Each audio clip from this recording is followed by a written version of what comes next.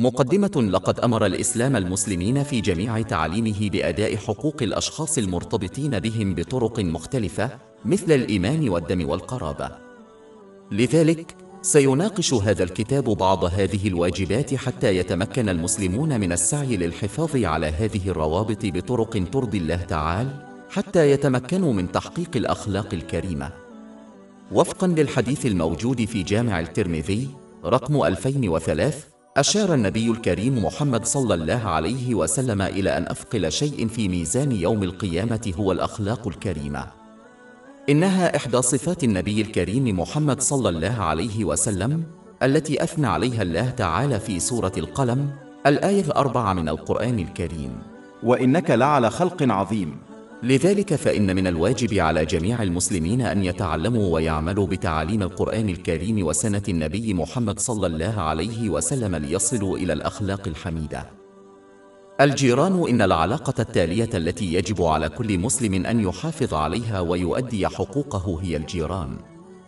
في حديث موجود في صحيح البخاري رقم 6014، نصح النبي الكريم محمد صلى الله عليه وسلم بأنه حث على معاملة الجيران بلطف حتى ظن أن الجار يرث كل مسلم.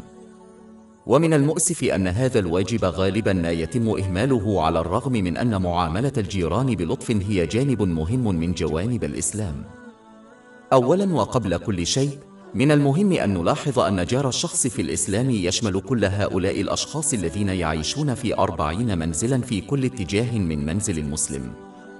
وقد ثبت ذلك في حديث موجود في صحيح الإمام البخاري الأدب المفرد رقم 109.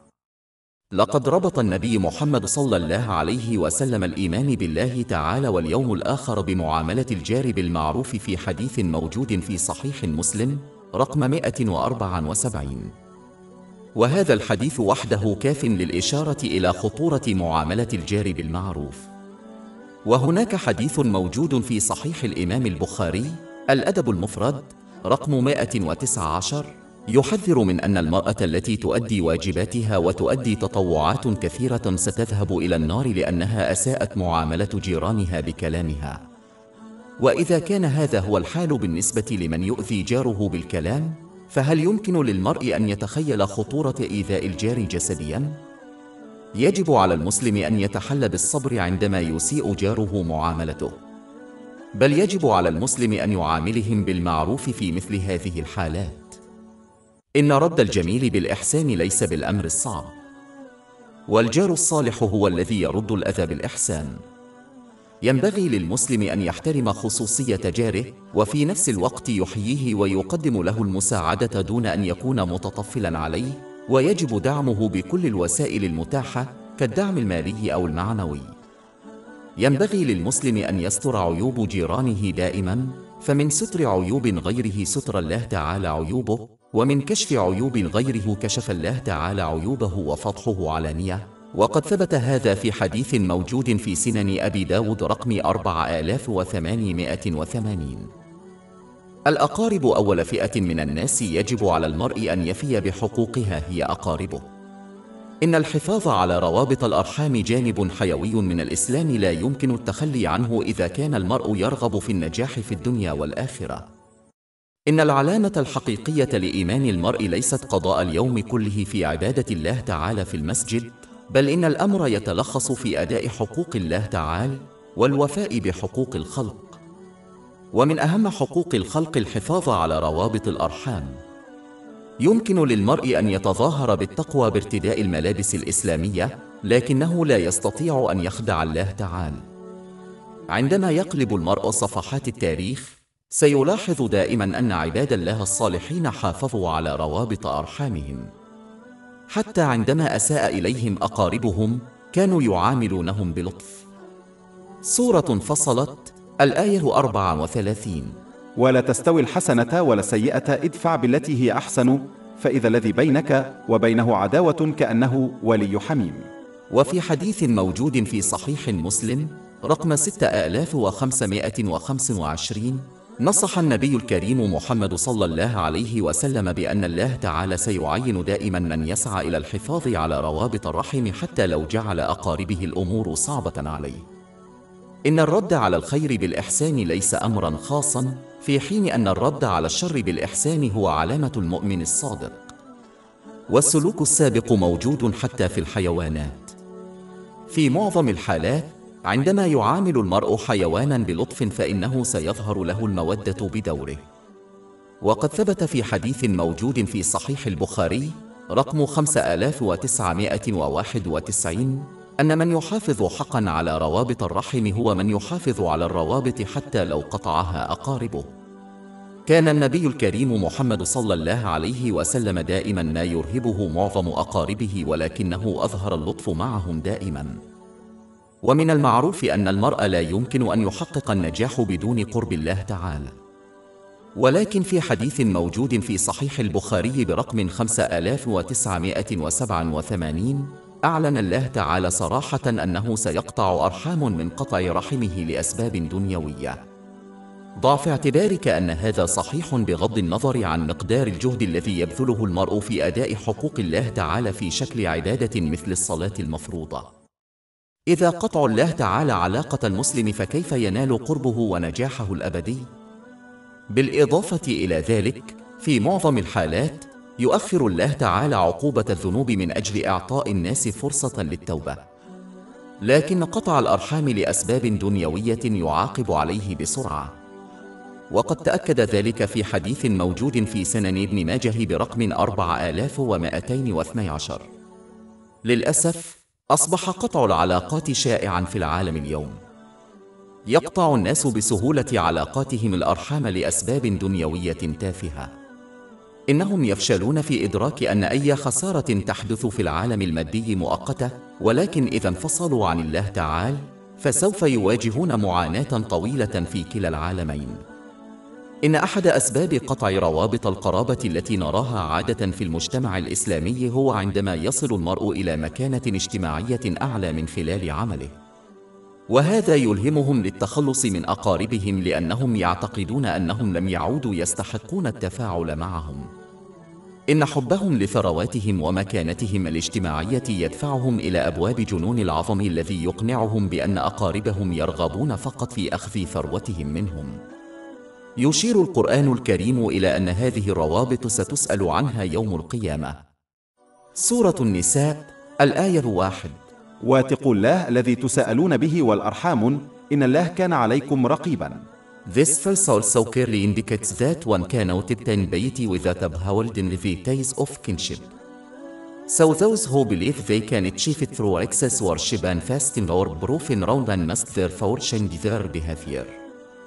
Islam teaches Muslims to uphold all ties of kinship by aiding their relatives in matters which are good whenever and wherever possible. They have been ordered to adopt a constructive mindset which unites relatives for the benefit of society rather than a destructive mentality which only causes divisions within families. According to a hadith found in Sunan Abu Dawud, number 4919, creating divisions amongst people leads to one's destruction. Those who sever their ties of kinship have been cursed in the Holy Quran. Chapter 47 محمد verses من 22 إلى 23. فهل عسى يتم إن توليتم أن تفسدوا في الأرض وتقطعوا أرحامكم أولئك لعنهم الله. فكيف يحقق الإنسان رغباته المشروعة في الدنيا والآخرة وهو محاط بلعنة الله تعالى ومحروم من رحمته؟ إن الإسلام لا يأمر الإنسان بأن يتجاوز حدوده في نفقة أقاربه ولا يطلب منه أن يضحي بحدود الله تعالى من أجل أقاربه، فلا طاعة لمخلوق إذا كانت معصية للخالق. وقد ثبت ذلك في حديث في سن أبي داود رقم 2625. ولذلك فلا ينبغي للإنسان أن يشارك أقاربه في أعمال الشر، وفي هذه الحالة ينبغي للمسلم أن يأمر أقاربه بالمعروف وينهاهم عن المنكر برفق مع احترامهم. سورة المائدة الآية 2. وتعاونوا على البر والتقوى ولا تعاونوا على الإثم والعدوان. إن من يصل رحمه لوجه الله تعالى يحصل على فوائد لا تعد ولا تحصى. فمثلا أخبر النبي صلى الله عليه وسلم أن من يصل رحمه ينعم عليه بالنعمة في رزقه وعمره، وهذا ما يؤكده حديث في سنن أبي داود برقم 1693، وهذا يعني أن رزقها مهما قلي كفيها ومنحها راحة البل والجسد، وللنعمة في لحياة تعني أنه سجد الوقت لأداء جميع واجبتها الدينية وللدنيوية، وهاتن للنعمة نفق لمسلمون حياتها مفرواتها مكالها في محاولة الحصول عليها، ولكن لكثيرين يفشلون في إدراك أن الله تعالى وضعها ما فيها لحفظ على روابط الأرحام. إن الحفاظ على روابط الأرحام أمر بالغ الأهمية لدرجة أن النبي صلى الله عليه وسلم أمر المسلمين بأداء هذا الواجب الحيوي حتى مع أقاربهم من غير المسلمين. وقد ورد حديث ينصح بهذا في صحيح مسلم رقم 2324. ومن فخاخ الشيطان أنه يهدف إلى إحداث الخلاف بين الأقارب وداخل المجتمع، مما يؤدي إلى تفكك الأسر والانقسامات الاجتماعية، وهدفه النهائي هو إضعاف الإسلام كأمة. ومن المؤسف أن البعض أصبحوا سيئي السمعة بسبب الضغائن التي تستمر لعقود من الزمان وتنتقل من جيل إلى جيل، فالشخص يعامل قريبه معاملة حسنة لعقود من الزمان، ولكن بسبب خطأ أو جدال واحد يقسم الأخير ألا يتحدث إليه مرة أخرى. وقد حذر النبي الكريم محمد صلى الله عليه وسلم في حديث موجود في صحيح مسلم رقم 6526 من أنه لا يجوز للمسلم أن يقطع صلته بمسلم آخر بسبب أمر دنيوي أكثر من 3 أيام. وإذا كان هذا هو الأمر فيما يتعلق بقطع العلاقات مع غير الأقارب، فهل يمكن للمرء أن يتخيل خطورة قطع العلاقات مع الأقارب؟